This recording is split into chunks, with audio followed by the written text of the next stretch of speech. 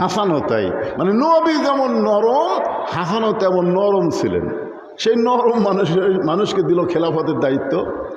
তিনি চিন্তা করলেন যে বিশাল দায়িত্বভার আমার কাঁধে না রেখে তিনি চলে গেলেন আমিরে মুয়াবিয়ার কাছে, যা বললেন চাচা দরকার নাই, আমাদের মধ্যে মতভেদ করে কি হবে, একদিকে আমি একদিকে আপনি, একই মসজিদে দুই ইমাম হলে সমস্যা, জোরে কোন কথা ঠিক কিনা?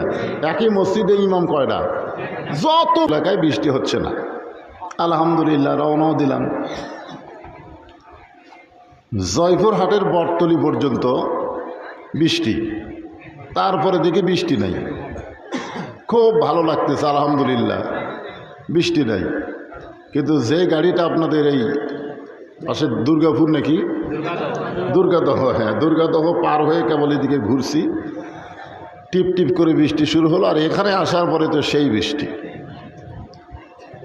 তো বৃষ্টির পরে যে মাহফিল হয় তার একটা প্রমাণ আজকে আপনারা দেখাই দিলেন যে যতই বৃষ্টি হোক মাহফিল বন্ধ করা যাবে না। দরকার হলে আমরা কি দিব, তিরপাল দিয়ে পানি আটকায় আমরা কারবালার উপরে ওয়াজ শুনবো ইনশাআল্লাহ। তো যাই হোক, এই পরিবেশে আমার সামনে যারা বসে আছেন, যিনারা জায়গা না পাওয়ার কারণে এই সাইটে অনেকে দাঁড়িয়ে গেছেন,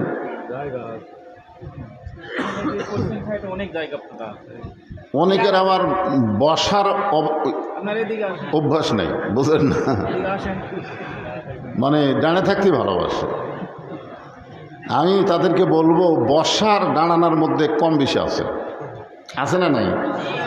আমরা যখন সামান্য কিছু কথা বলি তখন কি বলি, চলতে চলতে যাই, কথা বলতে বলতে যাই, মানে কথা বলতে বলতে মানে হাঁটি আর কথা বলি, মানে সামান্য কথা। আর যখন লম্বা কোনো কথা থাকে তখন কি বলে, চলো এক জায়গায় বসি, এক জায়গায় বসি ভাই, অনেক গল্প আছে, বসি চলো। তার মানে বোঝা গেল দাঁড়িয়ে থাকা আর বসা এর মধ্যে তফাৎ কি? আপনারা আমাকে তুলে দিয়েছেন কি সামান্য কিছু গল্প শোনার জন্যই না লম্বা?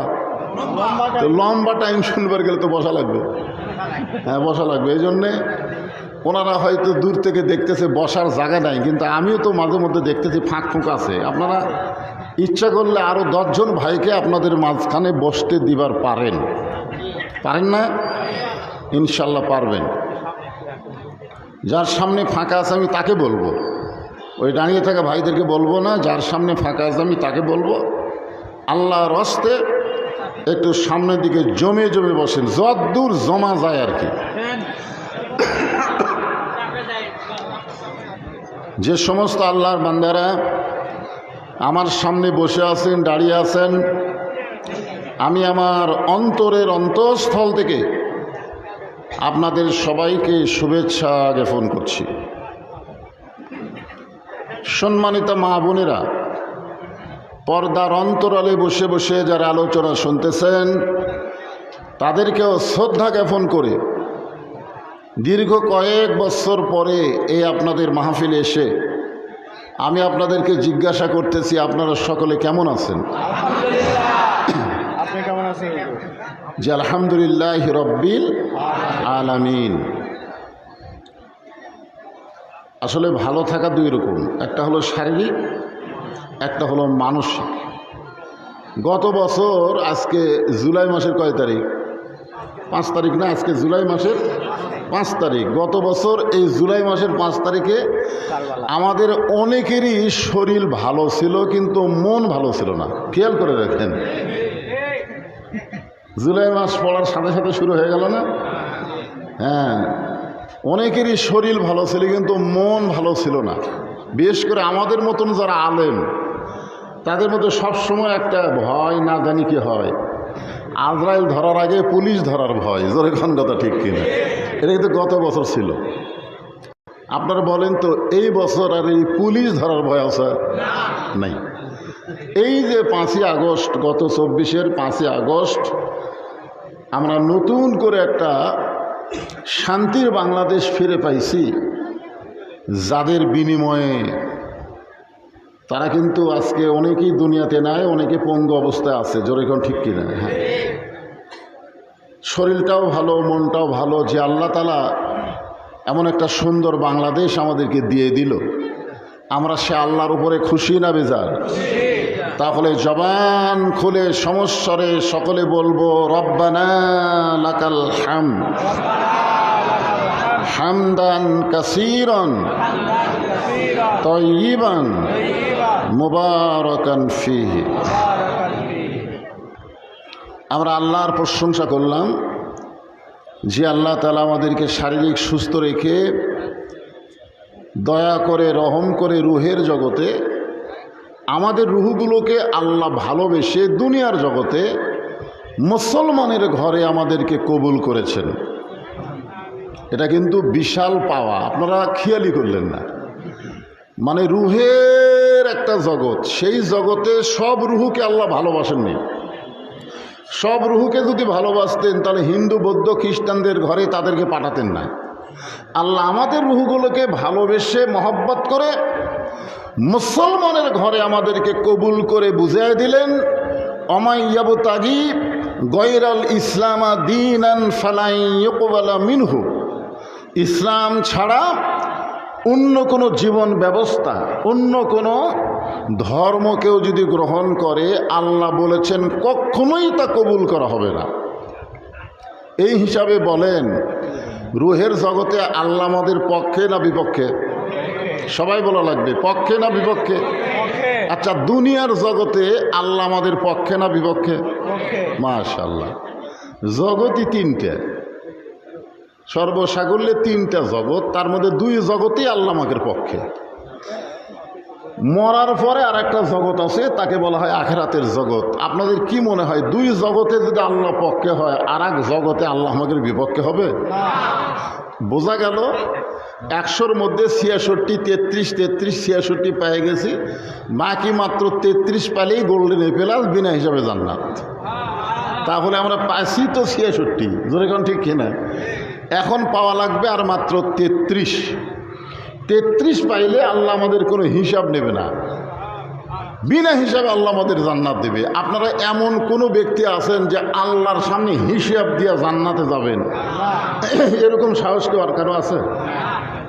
দু একজন আমাকে বলে হুজুর আল্লাহ কি জান্নাত দিবে না? আমি বলি দিবে। দিবে হুজুর? বলে 2-4 বছর যদি দোজক খাটায় লাগে, জাহান্নাম খাটায় লাগে, তারপরে তো দিবে। তাই বললাম 2-4 বছর জাহান্নাম খাটতে পারবা? কেন কি করবেন হুজুর? যদি দিবে তো 2-4 বছর জাহান্নাম খাটার পরে জান্নাতে যাবে, ওর আনন্দ। 20 বছর জেল হয়ে গেছে, বউ ছেলের জন্য কাঁদতেছে। হাকিম বলে কান্দিস কেন? বলে 20 বছর আপনজন ছাড়া জেলখানায় থাকা লাগবে, এই জন্য আমি কাঁদতেছি। বলে তোর 20 বছর জেল মাফ হবে একটা শর্তে, 1 ঘন্টা আগুনের মধ্যে হাত দিয়ে থাকবি। 1 ঘন্টা আগুনে হাত দেওয়া থাকলে তোর 20 বছর জেল মাফ।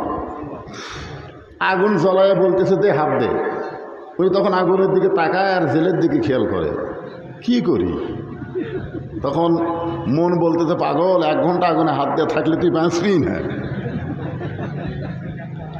তো এখন হাকিম বলতেছে ঠিক আছে 1 ঘন্টা না, মাত্র 5 মিনিট, মাত্র 5 মিনিট আগুনে হাত দিয়ে থাকবি, তোর 20 বছর জেল মাফ। তখন বলতেছে স্যার 5 মিনিটকে 1 মিনিটও হাত দিয়ে থাকা যাবে না। তাহলে দুনিয়ার আগুনে 1 মিনিট হাত দিয়ে থাকলে 20 বছর জেল মাফ হবে। আপনারা জানেন যে দুনিয়ার আগুন আর জাহান্নামের আগুনের মধ্যে তফাৎ কি?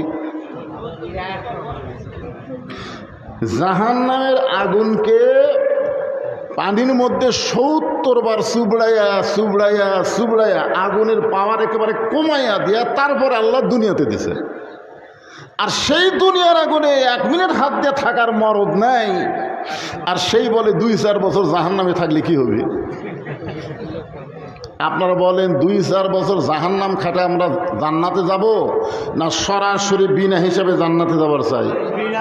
বিনা হিসাবে যদি জান্নাতে যাবার চান তাহলে 66 তো পেয়েই গেছেন বাজান, আর মাত্র 33 পাওয়া লাগবে। এই 33 কেমনে পাওয়া যায় এইটাকে সামনে নিয়ে আজকে আপনাদের সামনে আমার আলোচনা। এখন আপনারা ভাবতেছেন হুজুর বিজ্ঞাপনে লেখা আছে কারবালার শিক্ষা শীর্ষক কারবালা, কারবালা এর আগেও আমি একবার এসে আপনাদের বলেছি, কারবালা এইটা হলো আরবি শব্দ। যেরকম কি শব্দ? এটা কিন্তু কোনো জায়গার নাম না, আপনাদের হয়তো অনেকের মনে নাই। কারবালা কোনো জায়গার নাম না, কারবালা একটা শব্দের নাম। এটা মূলত শব্দ ছিল কারিবুল বালা, কারিবুল বালা মানে বিপদ অতি নিকটে, বিপদ অতি নিকটেকে সংক্ষেপে কারিবুল বালা থেকে হয়ে গেছে কারবালা। ফরাত নদীর তীরে বিপদ অতি নিকটে, এইটাকে সামনে নিয়ে আমি আপনাদের সামনে কোরআন শরীফের সূরা মুলক 114টা সূরা আল্লাহর কোরআনে আছে। কয়টা? 114টা। একটু হোহা করা লাগবে। 114টা সূরার মধ্যে একটা সূরার নাম হলো সূরায়ে মুলক। মুলকিয়াতের মালিককে, মূল শব্দের অর্থ হলো বাদশাহ। এখানে আল্লাহ বলতেছেন তাবারাকাল্লাযী বিয়াদিহিল মুলক, গোটা পৃথিবীর রাজত্ব, কর্তৃত্ব, মালিকানা একমাত্র কার হাতে? সবাই বলা লাগবে একমাত্র কার হাতে? কেউ যদি কোনো সময় বলে যে আওয়ামী লীগ ক্ষমতাত আছে, বিএনপি ক্ষমতাত আছে, অমুক দল ক্ষমতাত আছে, এই বলা মাত্রই তার সেরেক হয়ে যাবে। কারণ কোনো দল ক্ষমতায় নাই, ক্ষমতায় সবসময় আমার আল্লাহ, যার প্রমাণ হলো হাসিনা। জোরে কোন কথা ঠিক কি না? ক্ষমতা ছাড়িয়া পলান ছাড়ার বাঁচি না। একসময় কি বলছিল এত বছর আগে, আমাকে নামাইকে, হ্যাঁ এরকম একটা কথা শুনতেছিলেন না আপনারা? এত বছর আগে আমাকে নামাইকে। হায় হায়, আওয়ামী লীগ পলায় না, হাসিনা পলানার জাত না। এ দেশ আমার বাপের, এ দেশ আমার। হায় হায়, এ দেশ ওর বাপের, এই দেশ ওর। কি হলো, কি হলো? এখন 5তলা বিল্ডিংয়ের উপরে উঠে 1.5 লাখ টাকার খাট, 12,000 টাকার কম্বল ওড়ে তামানি দিয়ে বলতেছে আমার বাড়ি আমার ঘর আমাক নামাইকে, আমার বাড়ি আমার ঘর আমাক নামাইকে। এটা দোয়া হলো? আপনি বলেন তো ঘুমের সময় কি দোয়া পড়া লাগবে? আল্লাহুম্মা বিইসমিকা আমুতু ওয়া আহইয়া। এই ঘুম আমার জীবনের শেষ ঘুম হতে পারে, আল্লাহ চেতন না করলে আমি নিজে চেতন হতে পারবো না। ধরে কোন কথা ঠিক কি না? আর ওই বেটা কি কইছে যে আমার বাড়ি আমার ঘর আমাক নামাইকে। তো ফেরেশতারা বলতেছে আল্লাহ, যে দোয়া পড়া ঘুমালো এক কি নামানার কেউ নাই? রাত 3টার সময় আল্লাহ একটা ভূমিকম্প দিছে। যেরকম কি কম্প? ভূমিকম্পে খালি বিল্ডিং একটু লড়ে উঠছে, ওই এত ফোর্সে নামছে যে কম্বলের মধ্যে যে লুঙ্গি খোলা আছে এই লুঙ্গিটাও পরার টাইম পাইনি, ন্যাংটা হয়ে নামছে। যেরকম কি হয়ে নামছে? ফেরেশতারা বলতেছে আল্লাহ নামাইলা নামাইলা, তাই বলে ন্যাংটা করে নামালা? হাসিনা বলতেছিল এত বছর আগে নামবো না, আল্লাহ 24 সালে ন্যাংটা করে নামায় দিছে। যেরকম কথা ঠিক কি না? এখান থেকে বিশ্বাস করতে হবে ক্ষমতার একমাত্র মালিককে। ওয়া হুয়া আলা কুল্লি শাইইন কদির, প্রত্যেকটা বিষয়ের উপরে একমাত্র ক্ষমতা আল্লাহ। আল্লাহ কোরআনের এক জায়গায় বললেন ওয়াইজ ক্বালা রাব্বুকা লিল মালাইকাতি ইন্নী জাইলুন ফিল আরদি খলিফা। আল্লাহ ফেরেশতাদেরকে ডাক দিয়ে বললেন আমি দুনিয়াতে খলিফা প্রেরণ করতে চাই। দুনিয়াতে কি পাঠাবে? জোরেখন কি? খলিফা মানে প্রতিনিধি। আল্লাহ হচ্ছে বাদশাহ আর আমরা হচ্ছে আল্লাহর খলিফা। এখন খলিফা হয়ে আসে যদি কয় আমি বাদশাহ, বাদশাকে আর আমরা কি? খলিফা। এই জায়গায় কারবালা, কারবালাটা হচ্ছে এই জায়গায়, খুব খেয়াল করবেন। এটা আল্লাহ রাসূল বলেছিলেন আমি চলে যাওয়ার পরে 30 বছর, কয় বছর? 30 বছর আমি নবীর সুন্নাহ অনুযায়ী, আদর্শ অনুযায়ী রাষ্ট্র পরিচালনা হবে। কারণ নবী আদর্শ, নবীর সুন্নাহ এরই উপরে রাষ্ট্র পরিচালনা হবে। এটাও রাসূল আবার ইশারা দিয়ে গেছেন। হ্যাঁ, এইটা 4 ভাগে ভাগ করা হয়েছে। একটা হলো খলিফা নির্বাচন আল্লাহর নবীর ইশারা দেওয়া হয়েছে প্রথম জন, তিনি হচ্ছেন হযরত আবু বকর। ধরে বলেন নাম কি? খুব খেয়াল করে শুনবেন, কারবালার শিক্ষা শীর্ষক আলোচনা। হযরত আবু বকরকে রাসূল সরাসরি বলে নাই যে আমি চলে যাওয়ার পরে তুমি আমার জায়গায় বসবা, এ কথা বলে নাই, সরাসরি বলে নাই, তবে ইশারা দিয়েছেন। কারণ রাসূল দুনিয়া থাকা অবস্থায় আবু বকর রাদিয়াল্লাহু রাসূলের মুসাল্লায় দাঁড়ায়া নামাজের ইমামতি করছেন, একটা ইশারা।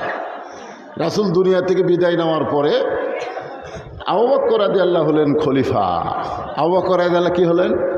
খলিফা হয়ে গেল। কোরআনে আল্লাহ কি বলতেছেন? দুনিয়াতে আমি কি পাঠাবো? খলিফা পাঠাবো। আবু বকর রাদিয়াল্লাহু তাআলা দুনিয়া থেকে বিদায় নেওয়ার আগে তিনি একজনের নাম বললেন যে আমি যাওয়ার পরে আমার এই জায়গায় এই খেলাফতের দায়িত্ব পালন করবে হযরত উমর। তাহলে কি বুঝলেন? প্রথমটা হলো ইশারা, দ্বিতীয়টা নাম বলে দেওয়া। এই যে চিন্তা করে দেখেন, এখানে 4 ভাগে ভাগ করা হয়েছে। একটা হলো ইশারার দ্বারা, নবী ইশারা করেছেন আবু বকর খলিফা, আবু বকর রাদিয়াল্লাহু উমর ফারুকের নাম বলে গেছেন, উমর ফারুক খলিফা। উমর ফারুক দুনিয়া থেকে যখন বিদায় নিচ্ছিলেন, আপনারা সকলেই জানেন তাকে নামাজরত অবস্থায় হত্যা করা হয়েছে। জোরে কোন কথা ঠিক কিনা? তিনি যখন নামাজ পড়াচ্ছিলেন ওই সময় তাকে হত্যা করা হয়েছে।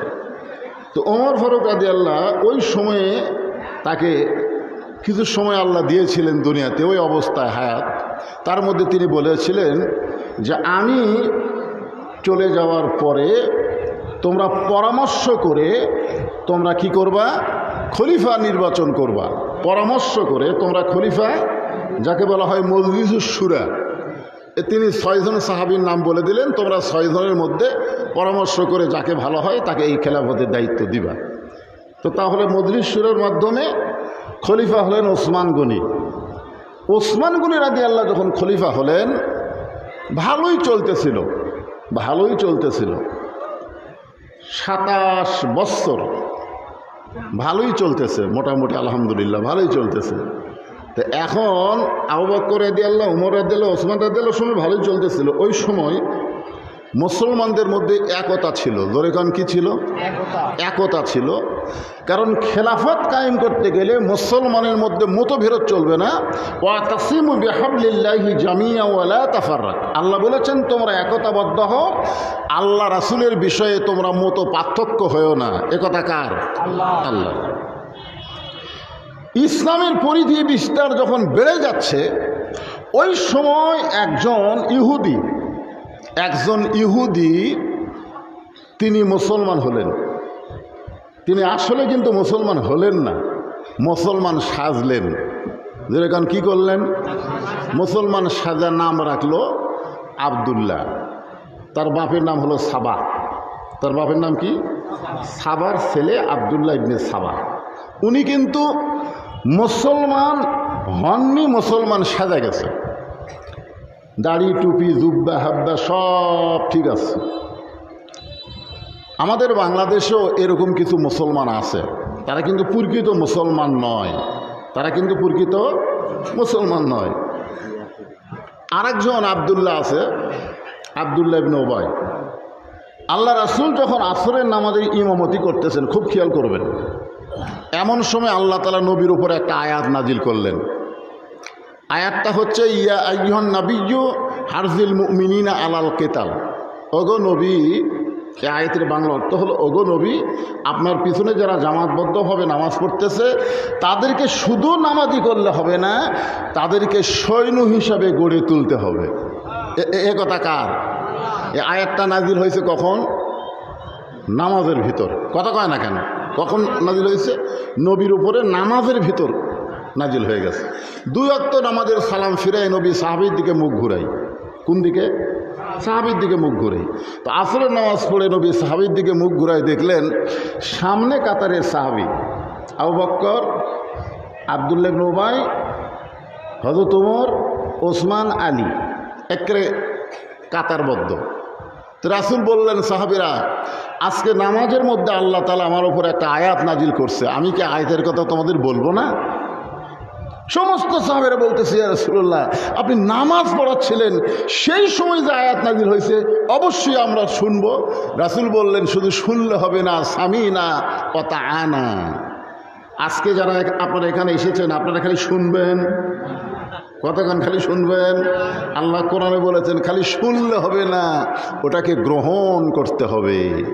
বর্তমান বাংলাদেশের মুসলমান নামধারীর ভিতরে এমন চক্রান্ত চলতেছে, আজকে সেই চক্রান্ত আলেম ওলামারা বুঝতে পেরে তারা সিদ্ধান্ত নিয়েছে, আর আমাদের ভিন্ন থাকলে হবে না, সবাইকে ঐক্য এক প্ল্যাটফর্মে এসে সব দেখা হলো শেষ, আগামীতে এই জমিনে দেখবো আল্লাহর কোরআনের বাংলাদেশ। জোরে কোন কথা ঠিক কিনা?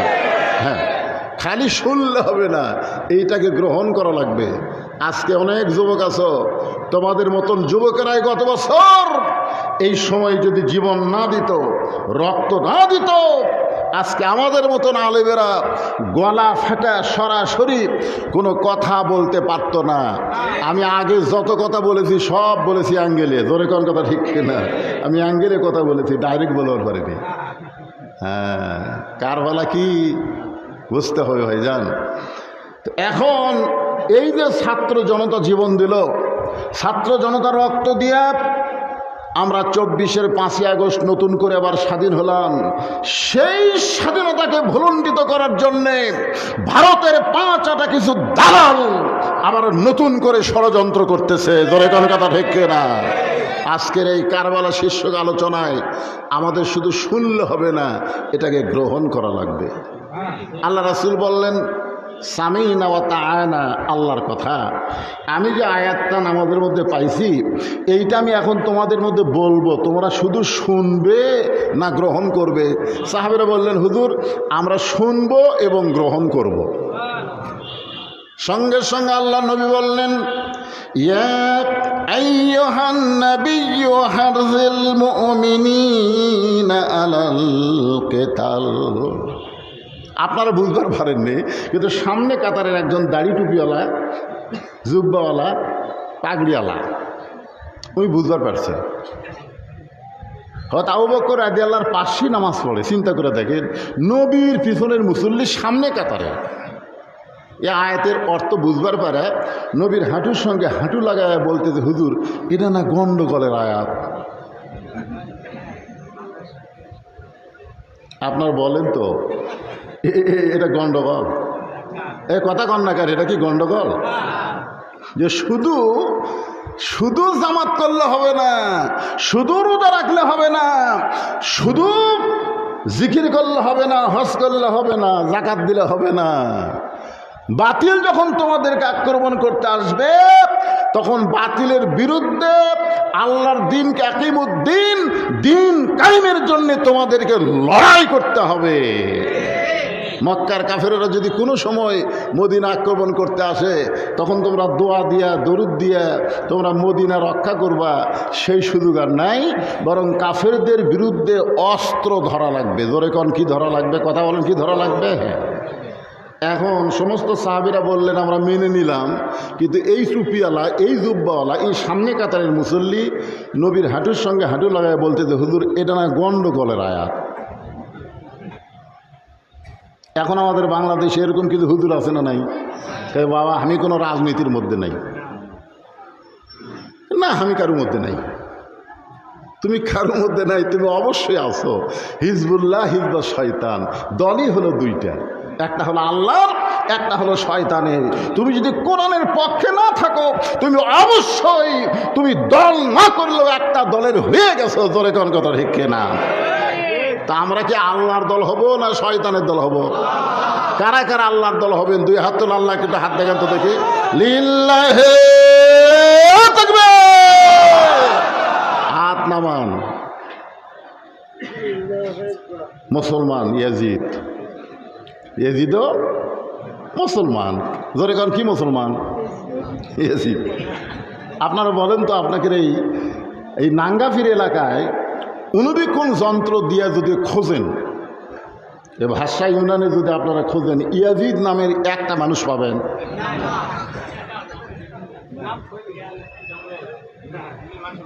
হ্যাঁ, আছে কোনো মানুষের নাম ইয়াজিদ আছে? কিন্তু হোসাইন নামের মানুষ আছে না নাকি?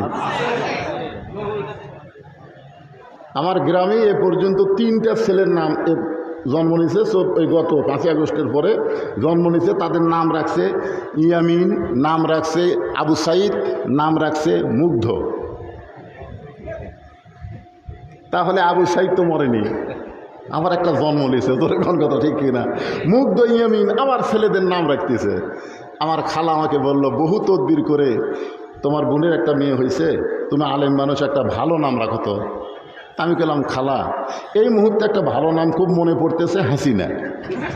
সেই খুশি হাসিনা খালার আগে বাঁচে না।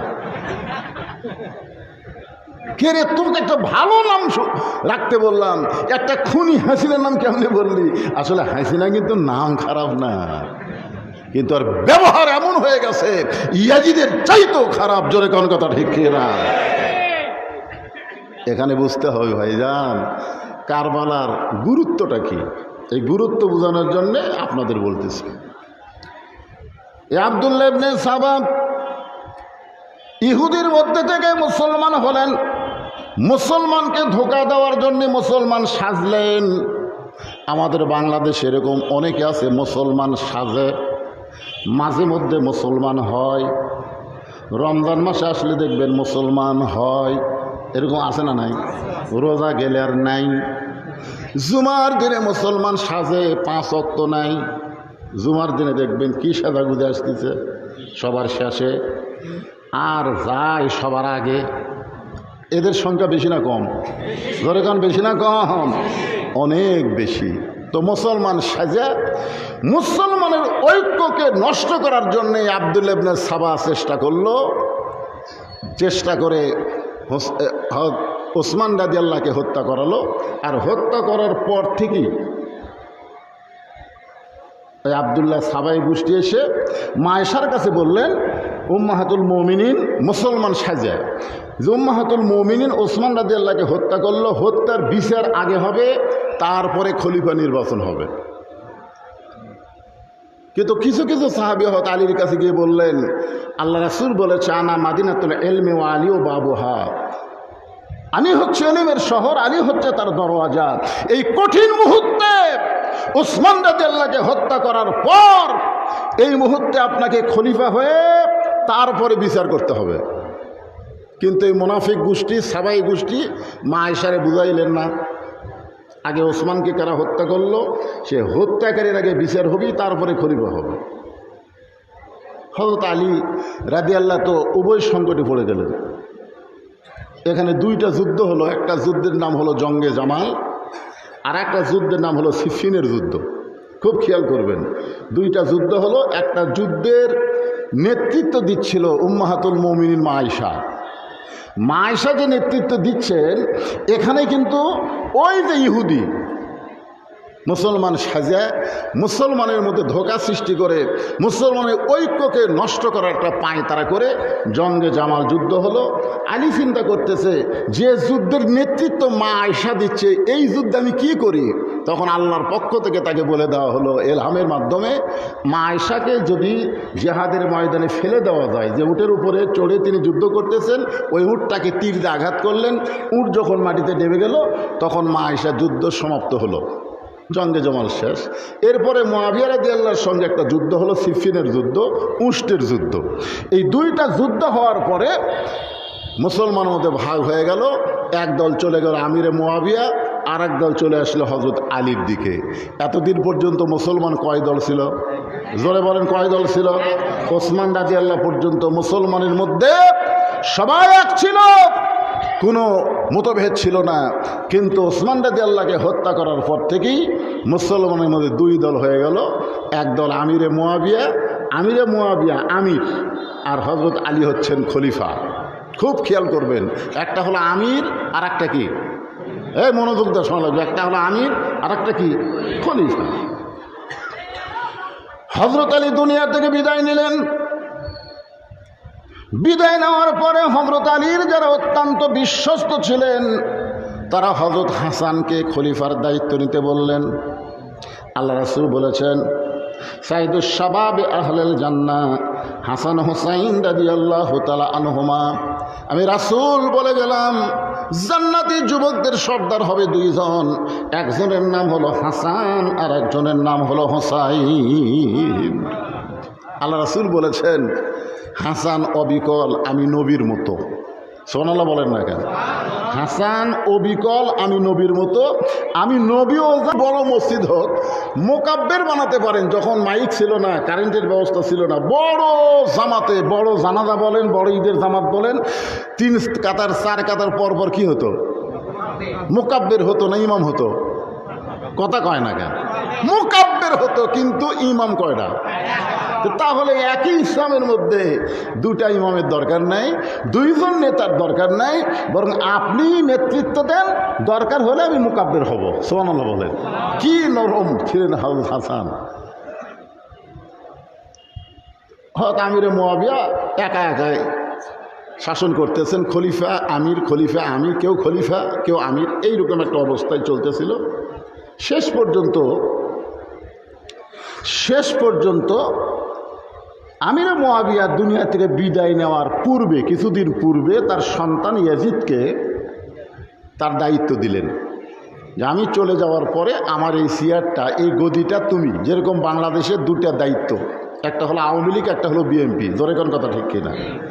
আপনারা বলেন তো, যতদিন হাসিনার বেটা, হাসিনার বেটি, হাসিনার লাতি, হাসিনার পরিলাতি, এরা যতদিন বেঁচে থাকবি, এরা বেঁচে থাকা অবস্থায় অন্য কেউ আওয়ামী লীগের নেতা হতে পারবে?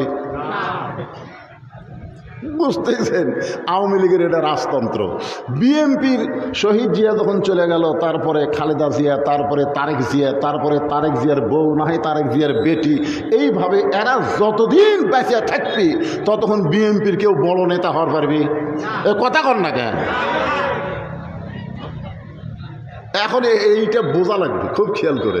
আপনারা বলেন তো, এই যে বাংলাদেশে একটা ইসলামী দল আছে, নাম হলো দাড়িপাল্লার জামাত ইসলাম। আচ্ছা, জামাত ইসলামের গোলাম আজমের বেটা বাঁচা আছে না নাই? জোরে এখন আছে না নাই? এ কি তুই মুয়া নাকি? ষড়যন্ত্র না করলে তিনি এক সময় বাংলাদেশের মেজর জেনারেল হতে পারতেন, সেনাবাহিনীর প্রধান হতে পারতেন, যাকে বহু বছর আয়না ঘরের মধ্যে আটকায় রাখছে।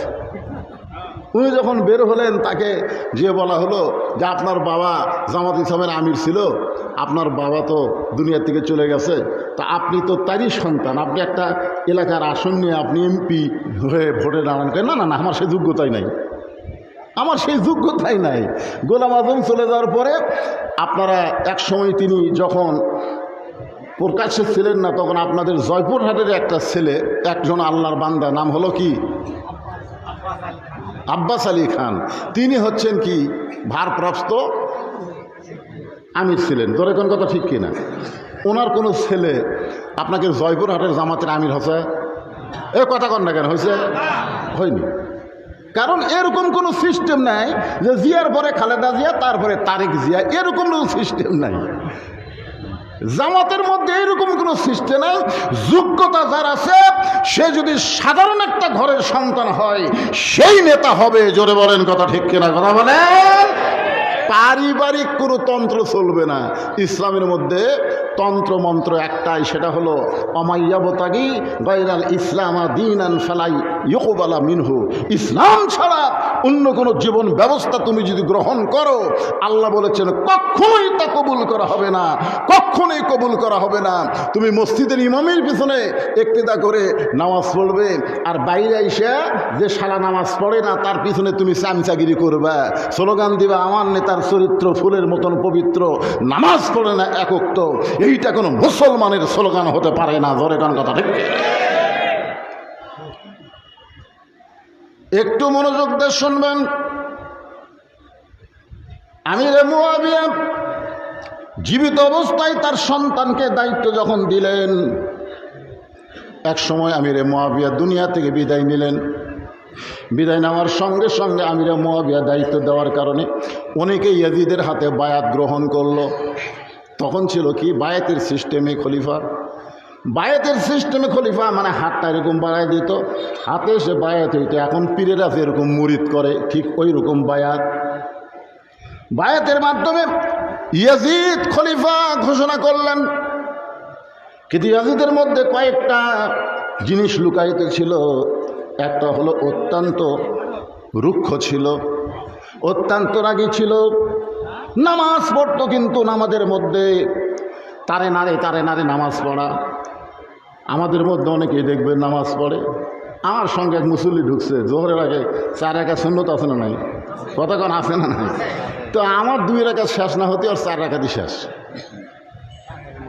আমি চিন্তা করলাম কে রে, একই সাথে ঢুকলাম 2 জন, আমার 2 রাকাত না হতেই আর 4 রাকাত শেষ হয়ে গেল। সুন্নত শেষ করার কাছেটাকে বললাম, কে ভাই, একই সাথে ঢুকে একই সাথে নিয়ত করলাম, তো আমার 2 রাকাত শেষ হতে তোমার 4 রাকাত কেমনি শেষ হলো? হুজুর আপনার চর্চা নাই, আপনার চর্চা নাই, আমার চর্চা আছে। আমি বললাম সত্যি করে বলো তো, তুমি যে নামাজের মধ্যে সূরা ফাতিহা পড়ছো কিভাবে পড়ছো? নবীদের 4 রাকাত সুন্নত, 4 রাকাতই তো সূরা ফাতিহা পড়া লাগছে, জোরে কোন কথা ঠিক কিনা? তো সূরা ফাতিহাটা কীভাবে পড়ছো আমাকে একটু শোনাও তো। তখন বলতে যে হুজুর আমি এত জোরে সূরা ফাতিহা পড়ছি আপনি বুঝতে পারবেন না। তাহলে বুঝবার না পারি অন্তত শুনি। তখন বললেন, আমি বললাম কি কি কি বললেন ভাই? 2 কান্দের ফেরেশতা মনে মনে বলতেছে হুজুর খালি আপনি না আমরাও বুঝবার পারি না। আপনারা বলেন তো, ফেরেশতারা যদি বুঝবার না পারে আর লেখতি কি? এরই নাম হলো তারে নারে নামাজ পড়া। তোর এখন কথা ঠিক না? ইয়াজিদ দেখত নামাজ পড়তে হবে, কারণ মুসলমানের নামটা এখনো বর্তমানে মক্কায় দেখবেন নামাজ পড়তেই হবে। যারা মক্কায় চাকরি করেন, মক্কায় যারা হজ করবার গেছেন, তারা গিয়ে দেখবেন ওখানে কিন্তু কিছু না হোক নামাজ পড়াই লাগবে। আপনারা বাংলাদেশে যারা এক হাজি সাহেব আছেন, আপনারা বলেন তো মক্কার মানুষের নামাজ পড়ার সাইজ কীরকম? আমার ধারে থেকে খাঁটি মক্কার এক লোক নামাজ পড়ে এরকম হাত বাঁধে,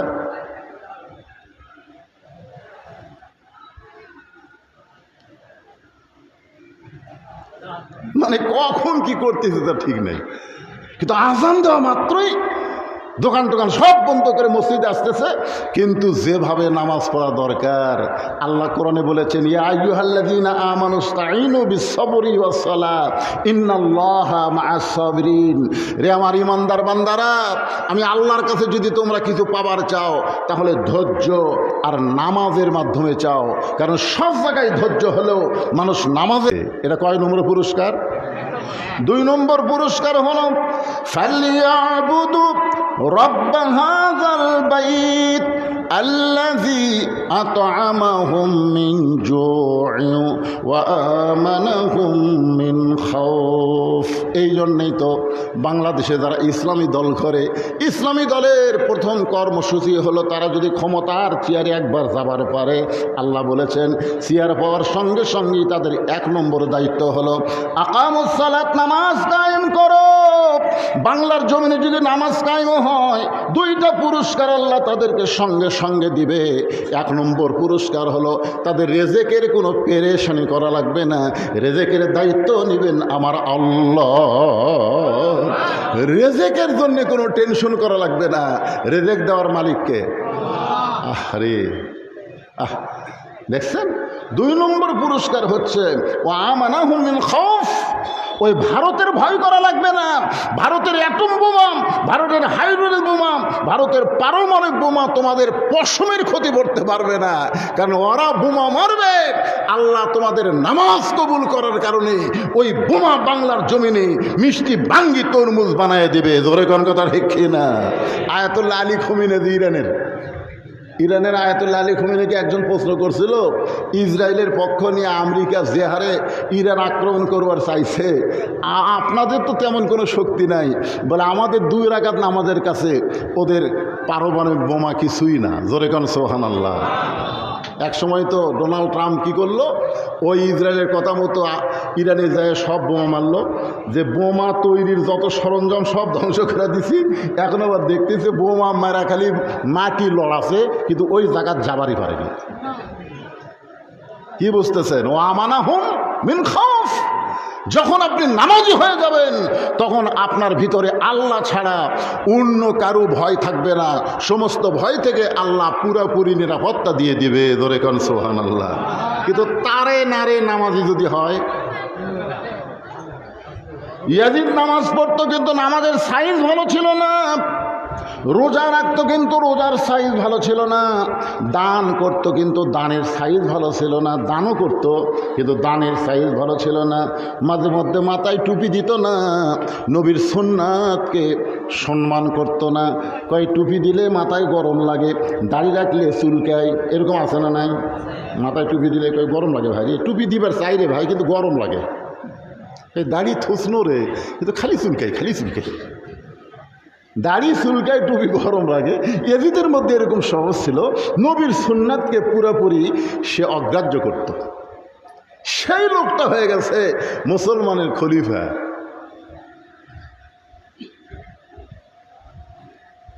তখন বিশিষ্ট 5টা সাহাবীর নামে বলতেছি।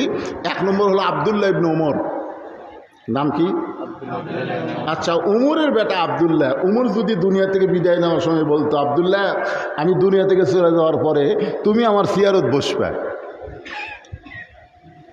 যদি বলতো তা উমর ফারুক হয়তো ভুল করলেও এত বড় ভুল করতো না, কারণ আব্দুল্লাহ ইবনে উমর হচ্ছেন 6 লক্ষ হাদিসের হাফেজ। জোরে খান সুবহানাল্লাহ। শুধু 6 লক্ষ হাদিসের হাফেজ না, তিনি হলেন 30 পারা কোরআনের হাফেজ। আল্লাহ রাসূল আব্দুল্লাহ ইবনে উমরকে কোলের মধ্যে নিয়ে চুমা দিয়েছে, বলেছিলেন ওমর তোমার সন্তান হবে হাদিসের ভান্ডার। জোরে খান সুবহানাল্লাহ। এমন একজন যোগ্য সন্তান থাকতে ওমর ফারুক মুখটা ভুলেও তা আব্দুল্লাহর কথা একবারও বলেনি। আর একজন সাহাবীর নাম ছিল আব্দুল্লাহ ইবনে মাসউদ। আব্দুল্লাহ ইবনে মাসউদ, আব্দুল্লাহ ইবনে রাওহা, এরকম অনেকগুলো সাহাবী ছিল। তারা ইয়াজিদের হাতে বায়াত গ্রহণ করতে অস্বীকৃতি জানালো। এক সময় তারা সবাই দুনিয়াতে ফিতনা ফাসাদ সমূহ বন্ধ করার জন্যে এক সময় তারা গোপনে ইয়াজিদের হাতে বায়াত গ্রহণ করলো। শুধু বাকি থাকলো তার নাম হলো হোসাইন। ধরে বলেন তার নাম কি? একটু মনোযোগ দিয়ে শুনবেন।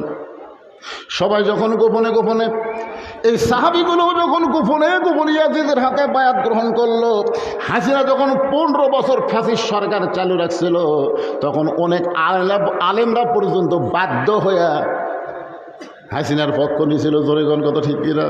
বিশ্বাস করেছিল তারা যে 41 সালের আগে যদি না নামে আর আমি বাঁচবই কয়দিন। আমার বউ একদিন আমাকে বলছিল তার কতবার ধরা হবেন, আর কতবার ধরা খাবেন, এখন থেকে একটু লরম সরম ওয়াজ করেন, তাহলে আর ধরবি না। চিন্তা করছেন? আমি আমার বইয়ের কপালে চুমাতে বললাম, তুমি খালি চিন্তা করো পুলিশ ধরা, আর আমার চিন্তা হয় আজরাইল ধরা। জোরেখান কি ধরা? যারা প্রকৃত মুসলমান হবে তারা পুলিশ ধরার চিন্তা করবে না আজরাইল ধরার চিন্তা করবে? তো হোসেন রাদিয়াল্লাহু কি ধরার চিন্তা তো আছে? কথা কন না কেন? কি ধরার চিন্তায় আছে? যে আমার নানার ইসলাম তেমন না। আমার নানার ইসলাম কেউ জীবিত থাকতে তারই সন্তানকে খেলাফতের আসনে বসাবে, এইটা তো আমার নানার ইসলাম না। এই ইসলামের নাম হলো রাজতন্ত্র, আর একমাত্র রাষ্ট্রের মালিককে আল্লাহ। হোসেন রাদিয়াল্লাহু চিন্তায় পড়ে গেলেন যে সবাই তো হয়েই গেল, ইয়াজিদ তো মারমার হয়ে গেল, এখন আমি করি কি? চিন্তায় তখন বসে বললেন হোসেন রাদিয়াল্লাহু, কারবালার শীর্ষক আলোচনা শুরু হচ্ছে, একটু মনোযোগ দেন। এমন সময় ইয়াজিদের পক্ষ থেকে কিছু লোক তারা হোসেন রাদিয়াল্লাহুর কাছে আসলেন। ইয়াজিদের পক্ষ থেকে কিছু লোক হোসেন রাদিয়াল্লাহুর কাছে কি বুঝতেছেন আসলেন। তখন হোসেন রাদিয়াল্লাহু বসে আছেন। তখন তারা দাঁড়িয়ে বললেন, হোসাইন তোমার নানা হলো বিশ্ব নবী। তোমার নানা কি নবী? এ কথাটার সাইজ খেয়াল করবেন। তোমার নানা হলো বিশ্ব নবী, তোমার বাবা হলো বিশ্ব আলেম, তোমার মা হলো খাতুনে জান্নাত, জান্নাতি নারীদের নেত্রী। জোরে কান সুবহানাল্লাহ। এগুলা কথা কে বলতেছে? ইয়াজিদের লোকেরা, ইয়াজিদের প্রতিনিধি এসে হোসেনকে বলতেছে, তখন হোসেন রাদিয়াল্লাহু বসে আসলেন। এই বসে থাকা মানুষকে বলতেছে, তোমার নানা হলো বিশ্বনবী, তোমার বাবা হলো বিশ্ব আলেম, তোমার মা হলো খাতুনে জান্নাত, তুমি এমন একটা বংশ থেকে দুনিয়াতে এসেছো, তুমি খালি বসে থাকতা, তুমি খালি বসে থাকবা, তুমি যা চাবা তাই পাবা। যেরকম 1800 এক পীর সাহেব বসে আছে আর দুনিয়ার সব পাগলাগুলো গরু ছাগল নিয়ে যা জমা দিচ্ছে। জোরে কোন কথা ঠিক না? বসে খাওয়া, এর নাম কি খাওয়া? কি তুমি তুইয়া মুইয়া নাকি? তোমার নানা বিশ্ব নবী, তোমার বাপ হলো বিশ্ব আলেম, তোমার মা হলো খাতুনে জান্নাত, তুমি কি সাধারণ মানুষ নাকি? তুমি খালি ঘরের মধ্যে বসে থাকবা, তুমি কি চাও? তুমি যা চাবা তাই তোমার কাছে পৌঁছে। মামা বন্ধ করে দিল। হ্যাঁ, চলো ওই দোকানে যাই। আজ কিস্তি জামা না ভাইজান, বিকাশ থাকলে কোথাও যাওয়া লাগে না, বিকাশে। নিশ্চিন্তে কিস্তি দেই, ডিজিটাল পাস বই সাথে রিসিটও পাই। কি বলে? হ্যাঁ, এখন দেওয়া হবে। খামাখা গন্ডগোল করে লাভ কি? দেখছেন, খামাখা গন্ডগোল করে লাভ কি? ইয়াজিদের লোকেরা বলতেছে, হোসাইন বসা খাও। আপনারা বলেন তো, আল্লাহ কোরআনে কি বলেছেন? কুমু লিল্লাহি কানিতিন, দাঁড়াও। আল্লাহ কি বলছে? দাঁড়াও। ইমানের দাবি বসে থাকা নয়, ইমানের দাবি হলো কিছু বিনিময়। সেই বিনিময় যদি কলিজার ঘাম হয়, ঘাম মানে কি? সেই বিনিময় যদি কলিজার ঘাম হয়, সেই ঘাম দিতে যেন তৈরি থাকি। ওগো দয়াময়, আমার আল্লাহ দয়াময়।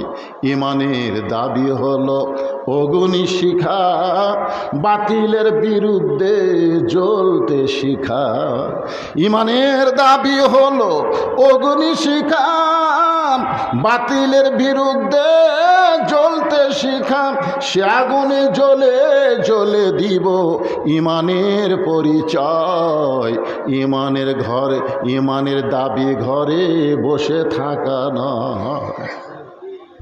আজকে যদি 24 সালের জুলাই মাসে আমাদের ছেলেরা সব বসে থাকতো, প্রত্যেকটা ছেলের বাপ মা যদি বলতো, বাহিরে যাস না, বাহিরে গেলে হাসিনা মারবে, বাহিরে গেলে পুলিশ ধরবে, বাহিরে গেলে তোদেরকে কারাগারে বন্দি করবে, তোদের লেখাপড়া বন্ধ হবে, তোরা বসে থাক, তোরা বাহিরে যাস না, তার হাসিনার মতন ফ্যাসিস্ট কোনোদিন বাংলা ছাড়তো না। জোরে কোন কথা ঠিক না? কথা বলেন। খুব খেয়াল করবেন, হোসেন রাদিয়াল্লাহু বসে আছে আর ওরা বলতেছে, মা বলতেছে, বাবা বাইরে যাস না, বাবা বাইরে জঙ্গলে বাঘ আছে, বাবা বাইরে গেলি বাঘ তো খাবে, যাস না বাবা। মায়ের কথা মতো ছেলে আর বেড়া যায় না। কিন্তু জঙ্গল বাড়তে বাড়তে, জঙ্গলকে আর জঙ্গলে থাকে, জঙ্গল যদি সাফ করার কেউ না থাকে, আপনারা বলেন তো, যেই জমির ঘাস শুরু হয়েছে আপনি বেড়া যান না, খালি উইয়া থিয়ে চলে যাচ্ছেন। ধান কাটার সময় কাটবার যায়, দেখেন ধানই নেই, তাহলে মাঝে মধ্যে যাওয়া দরকার আছে না নাই? যাইয়া দেখালে দিকে ধান আছে না ঘাস আছে, আপনি কোনটা থুবেন না, কন্ত কথা কন না কেন, কোনটা থুবেন? ঘাস মারা ফেলে দেবেন, ধান থুবেন, ঠিক কিনা বলেন? তখন মা বলতেছে, বেড়া যাস না বাবা, বাইরে বাঘ আছে তো, কিন্তু বাঘ খায় ফেলবে। ওই মায়ের কথা শুনে আর যায় না। ওই না যাওয়ার কারণে জঙ্গল বাড়তে বাড়তে বাড়তে বাড়তে বাড়ির দরজা জানলা পর্যন্ত জঙ্গল চলে যাচ্ছে। এখন বাঘ এসে জানলা উয়া উয়া করতেছে, জানলাতে এসে বাঘ খালি চিল্লাচিল্লি করতেছে। তখন ছেলে বলতেছে, মা আপনি আমাকে বেড়া যাওয়া মানা করলেন, এখন তো বাঘই আমার জানলার কাছে আসলে, এখন কি? তখন মা কান্দের বলে, বাবা আমি বড় ভুল করছি রে, আমি বড় ভুল করছি, তো বলা লাগতো বাহিরে যা, খালি হাতে যাস না, বাহিরে যা, খালি হাতে যাস না, দাও লিয়া যা, কুড়াল লিয়া যা, জঙ্গল কাটা সাফ কর। জোরে কোন কথা ঠিক না? জঙ্গল কাটা সাফ করলে বাঘ আসবি জানলা। 15 বছর বিএমপি কোথায় ছিল? বেগম জিয়ার বাড়ির সামনে একটা বালুর ট্রাক দিল, সেই ট্রাক পর্যন্ত নড়াবার পারেনি। জোরে কথা, সত্য কথা বলতে হবে, পারছে? আজকে বিশাল বিশাল নেতা বড় বড় গল্প মারতে খালি নির্বাচন চাই, নির্বাচন চাই, এ চাই, সে চাই। এত তোরকে ক্ষমতা, তোর একটা বালু ট্রাক লড়াবার পারিস নি রে। আর আমাকে জামাত ইসলামের এই বড় বড় নেতাগুলা ফাঁসি দিল, আমরা হরতাল দিয়া বাড়িতে বসে থাকি, রাস্তার দাঁড়াবার পারি না, বাড়ালি গুলি করবি। জোরে কোন কথা ঠিক কিনা? অনলাইনে মিটিং শুরু হয়ে গেছিল, অনলাইনে মিটিং। ভাই 4 জন টুপিওয়ালা একটি হলি পুলিশ কয়েকের ওটি কি হচ্ছে? বিয়া খাওয়ার সময় 10 জন টুপিওয়ালা আমার মাঝ রাস্তার টুপি খুলে তারপর যাই, যে 10টা টুপিওয়ালা যদি এক জায়গায় বিয়া খাবার যায় তাহলে পুলিশ যাবি, কে টুপিওয়ালা একটি হলো কেন? এমন একটা পরিবেশ যখন তৈরি হলো, তখন আমাদের কলিজার টুকরা সোনামণিরা আর ঘরের মধ্যে থাকলো না, তারা বাইরে চলে আসলো। জোরে কোন কথা ঠিক না? আর বাইরে যখন কেউ আসে তখন বসে থাকে আসে না, তাকে দাঁড়িয়ে থাকে আসা লাগে। জোরে কোন কথা ঠিক না? কথা বলে। এই জন্য আল্লাহ বলেছেন, আল্লাহ বলেছেন কুমুলিল্লাহি কানিতিন, তোমরা দাঁড়াও, আল্লাহর আনুগত্য নিয়ে দাঁড়াও। সঙ্গে সঙ্গে হোসাইন রাদিয়াল্লাহু দাঁড়িয়ে গেলেন। এবার হোসাইন রাদিয়াল্লাহু দাঁড়িয়ে গেলেন। এতক্ষণ কি ছিলেন? বসেছিলেন, দাঁড়িয়ে গেলেন। আপনারা চিন্তা করতেছেন এত ভালো কথা শোনার পরেও দাঁড়ালো কেন? আপনার দেখেন তো 3টা কথাই ভালো না। তোমার নানা হলো বিশ্বনবী, আমরা কি বলি? বিশ্বনবী বলি না? তোমার বাবা হলো বিশ্ব আলেম, তোমার মা হলো খাতুনে জান্নাত। তুমি খালি বসে থেকে খাবা, খামাখা গন্ডগোল করে লাভ কি? সঙ্গে সঙ্গে হোসেন রাদিয়াল্লাহু দাঁড়িয়ে বললেন, রে এজিদের চামচেরা, সুবহানাল্লাহ। কি বললেন? আজকে যারা কোরআনের আন্দোলনের বিরুদ্ধে কথা বলে তারা কি আল্লাহর বান্দা না মানুষের চামচা? এ কথা বলেন। আল্লাহর বান্দা এই কোরআনের বিরুদ্ধে কোনো কথা বলবে না। অনেক নেতা বলতেছে বাংলাদেশ নাকি শরিয়া আইন দিয়ে চলান যাবে না। যেই দেশে 90% মুসলমান বসবাস করে সেই দেশে কোরআন দিয়ে চলান যাবে না, এ কথা যারাই বলবে তারাই হলো মুনাফিকের সন্তান। জোরে কোন কথা বলেন। একটু মনোযোগ দিয়ে শোনেন। হোসেন রাদিয়াল্লাহু বর্ষা মানুষ দাঁড়িয়ে বললেন, রে ইয়াজিদের চামচারা, তোমরা যদি আল্লাহর বান্দা হতে তাহলে আমার নবীকে শুধু বিশ্ব নবী বলতা না, আমার নানাকে শুধু করে দাও। তো বেশি কানে কানে বেশি লাগতেছে। আল্লাহ ছাড়া অন্য কারো নামে জিকির করা যাবে?